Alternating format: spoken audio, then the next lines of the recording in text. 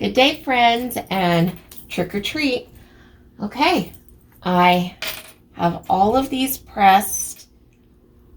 Took a little bit of time to get that accomplished, so I'm glad that you're not watching me do that. Now I'm going to pair all of these up so that we can sew them together. So I will be back in a bit. Trick or treat! And we are back. I think that I have these paired up the way that I want them to. And if not, oh well. It's a very whimsical, scrappy type pattern. It'll all go together. It'll be fine. So, I'm going to get started on this.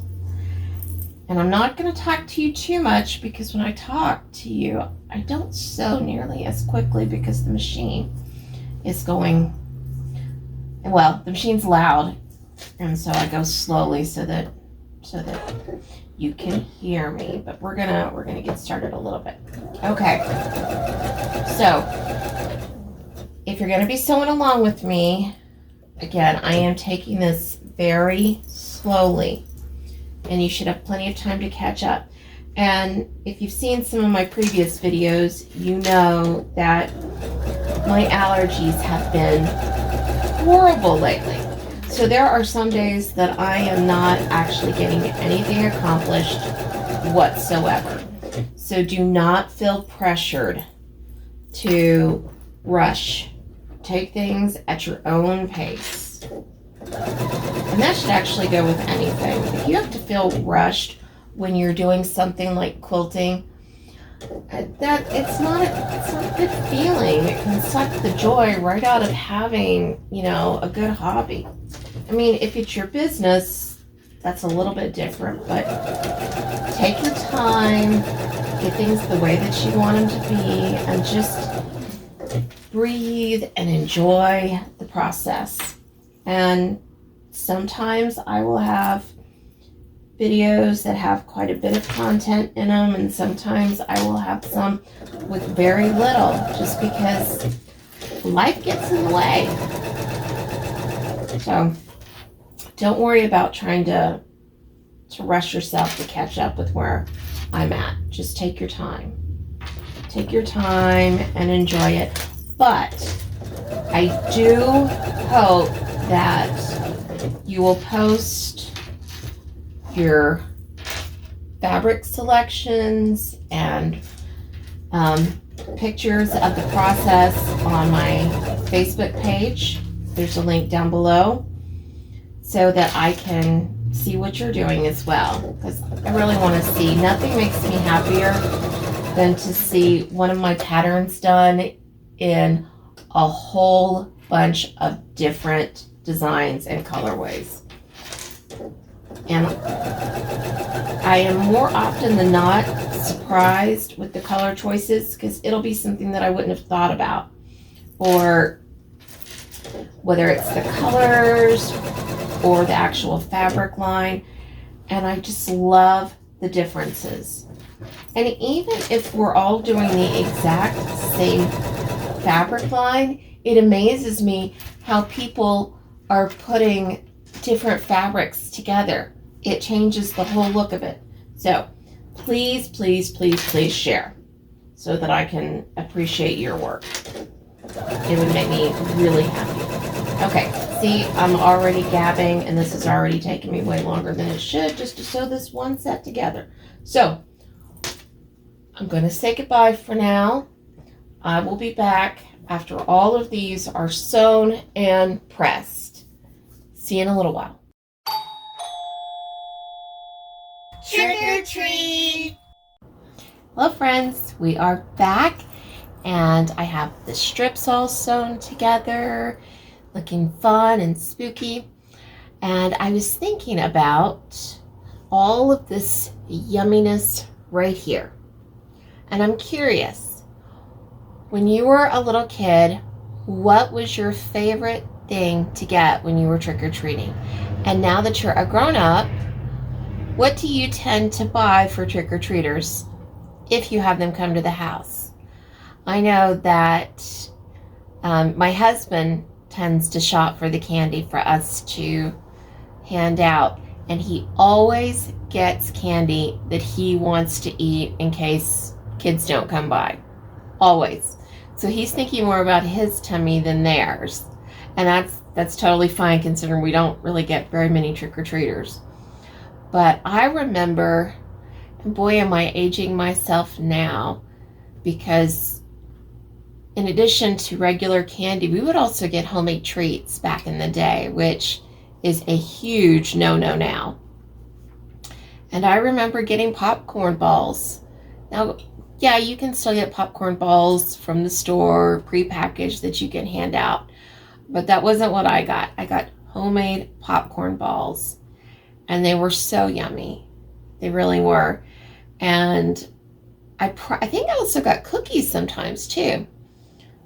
Well, I like to make fun treats for Halloween for my family. And this last year, I made brownies and I turned them into a version of the book from Hocus Pocus. Very, very, very relaxed version of the book. Nothing fancy, but it was still fun. And of course, they still tasted good because I used the Ghirardelli brownies. I love the Ghirardelli brownie mix. To me, it's the number one. But anywho, tell me about your treats when you were trick-or-treating. I'd love to hear. Okay, now back to the project at hand. I need to start cutting these up for the blocks. So I'm not going to bore you with all of that. I will cut them and I will be back when it's time to sew the pieces back together. Trick or treat! All right, everything is cut and labeled. You gotta stay organized, that's important. And I'm gonna start putting these things on the design wall so that I know exactly what things I have to sew to what things. Okay, and then after I get it on the design wall, which I may not show you what it looks like on the design wall yet. I may just keep you in suspense, just for fun. Make it a little bit of a mystery. But I need to have it on the design wall because I need to know exactly what to sew to what. So I will be back to sew shortly, and I think I'll let you hang out with me while I sew. It'll be nice to have some friends along. Okay, here we go. Trick or treat!